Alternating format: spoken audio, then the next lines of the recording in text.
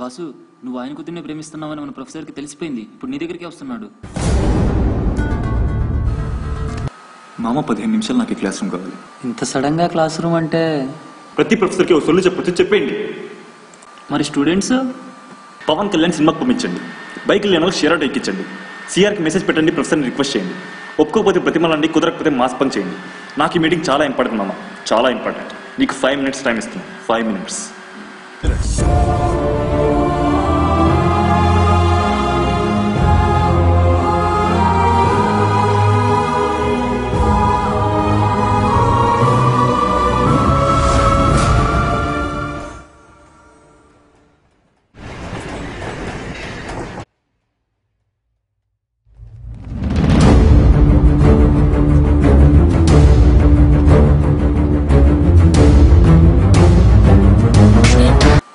Class topper కావాలరా నీకు?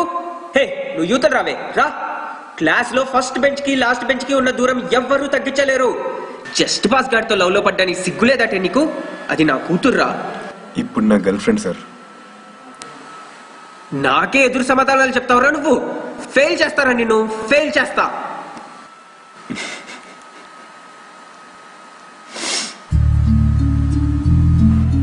మీ కూతురు విషయంలో తప్పు చేశాను, నన్ను ఫెయిల్ చేయొచ్చు అని మీ దగ్గర థియరీ ఉంటుంది.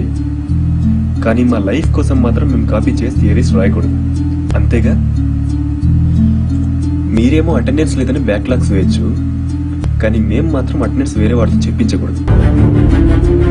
మీరేమో స్లైడ్లు వెబ్సైట్ల నుంచి తీసుకురావచ్చు, మేము మాత్రం తొక్కలో అసైన్మెంట్ కూడా చూసి రాయకూడదు. మీరు చేసేది టీచింగ్, మేము చేస్తే చీటింగ్. మీరు అరిస్తే క్లాస్, మేము మాట్లాడితే నాయిస్. మీరు లేట్గా వస్తే బిజీ, మేము లేట్గా వస్తే మొత్తం లేజీ, అంతేగా? అసలు ఎప్పటిరా నువ్వు? ఎవరి పేపర్ చదివి క్లాస్లో అందరి ముందు అవమానించారో దాని రచయితని, ఎవడి నంబర్కి అయితే రోజుకోడు ప్రాక్సీ చెప్తాడో దాని ఓనర్ని, ఎవడి పొట్టకొస్తే అక్షరం ముక్క రాదని మీరు ఫీల్ అవుతారో వాడి బాబుని, కొన్ని వేల స్లిప్పులు, 10 మంది పార్ట్నర్లు, లెక్కలేని ఐడియాలు, ఇవేవీ పాస్ చేయలేని పేదవాడిని, ఒక ఇంజనీరింగ్ స్టూడెంట్. మీరు నన్ను పాస్ ఎందుకు చేయట్లేదు మేడం? ఆయన మెకానిక్స్, నేను మ్యాథమెటిక్స్, అంతేగా తేడా? మేము కాపీ కొట్టడం తప్పైతే మీరు స్ట్రిక్ట్గా కరెక్షన్ చేయడం కూడా తప్పే. మాకు మార్క్స్ ఏంటి, మేము పాస్ అయిపోతాం. మీరు స్ట్రిక్ట్గా కరెక్షన్ చేయడం రైట్ అయితే మేము కాపీ కొట్టడం కూడా రైటే. మమ్మల్ని వదిలేయండి, మేము స్లిప్ పెట్టుకుంటాం. ఇదంతా నేను చెప్తుంది ఊరికే పాస్ చేయమని కాదు మేడం, ఇన్విజిలేషన్ కరెక్షన్ లూజ్గా చేయమని మాత్రమే మా ఉద్దేశం. ఆ కరెక్షన్ ఖరీదు మేము ఫెయిల్ అవటం అయితే ఆ ఇన్విజిలేషన్ ఖరీదు ట్రై కూడా చేయలేకపోవడం. మేడం ఆ రోజు నాతో ఎగ్జామ్లో కూడా మాట్లాడుతుంటే వాడిని వేరే బెంచ్లో వేశారు. అదే వాడే కనుక నా పక్కనే ఉంటుంటే ఈరోజు నా రిజల్ట్ ఇంకోలా ఉండేది మేడం, ఇంకోలా ఉండేది.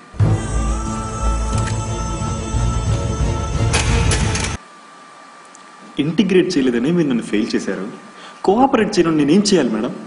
కోఆపరేట్ చేసే ఒక్కడు ఎందుకు వెళ్ళిపోయాడు? మీ వల్ల కదా. మరి మిమ్మల్ని ఏమనాలి, వాడిని ఏమనాలి? కానీ నేనేమలా అనట్లేదే. ఇప్పటికీ వాడి కోసమే ప్లేస్ ఆపుతున్నాను, వాడి నోట్స్ జిరాక్స్ తీస్తున్నాను, మీరు పెట్టే సప్లీలే రాస్తున్నాను. ఈ ఒక్కసారి కొన్ని గ్రేస్ మార్క్స్ వేసి పాస్ చేయలేరా మేడం? కరెక్షన్ చేసేటప్పుడు ప్రతి ప్రొఫెసర్కి 2 ఆలోచనలు రావచ్చు. ఒకటి, ఈ మాత్రమైనా కష్టపడి రాసుంటాడులే అని. 2, ఇది కూడా కాపీ చేసి ఉంటాడులే. మేము మొదటిది ఎక్స్పెక్ట్ చేస్తాం, మీరు రెండో దానికి ఫిక్స్ అయ్యారు. ఒక్కసారి అలా కూడా ఆలోచన చూడండి మేడం, ఒక్కసారి.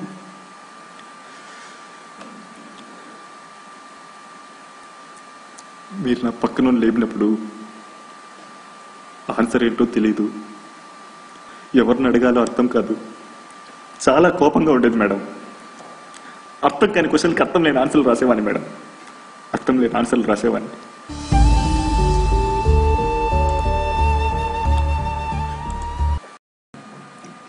మంచి టీచర్ అంటే మంచిగా టీచ్ చేయడం కాదు మేడం, 40 మార్కులు వేయడం, 4గురిని పాస్ చేయడం.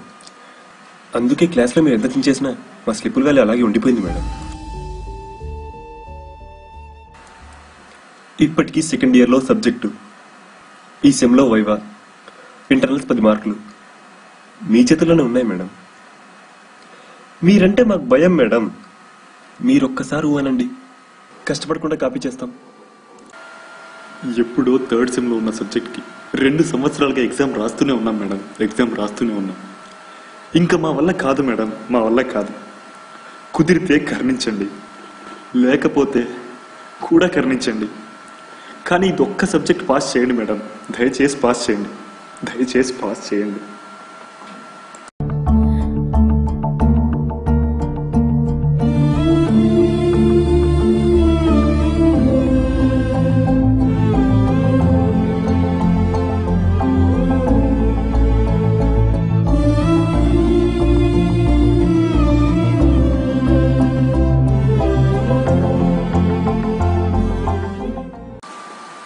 ఈసారి ఎగ్జామ్ రాయండ్రా గౌతమ్.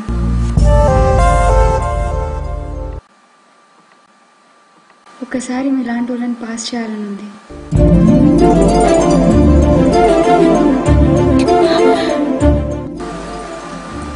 అందరినీ పాస్ చేస్తా. వాడు ఒక్కడే పాస్ అవటం కాదురా, అందరిని పాస్ చేయించేవాడే గొప్పోడు.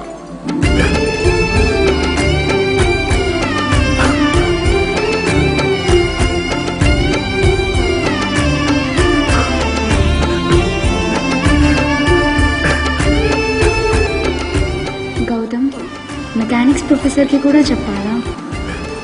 ఇంకా మనకి బ్యాక్లాగ్స్ బాధలేదురా, తీరిపోయింది. మిస్టర్ శేఖర్, మీరు కూడా కరుణించండి, పాపం పాస్ చేయండి.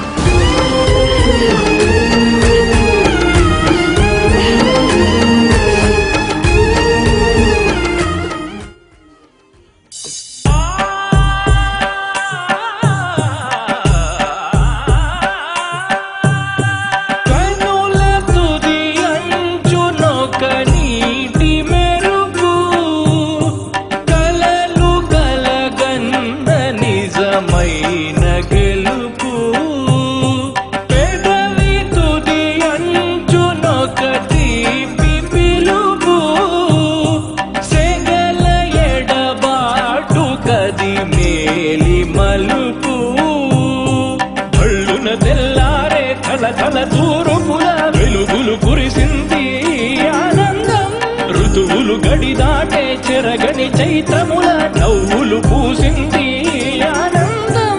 జీవన మాధురిగా మమతలు చిలికెను మనసను మధువనం.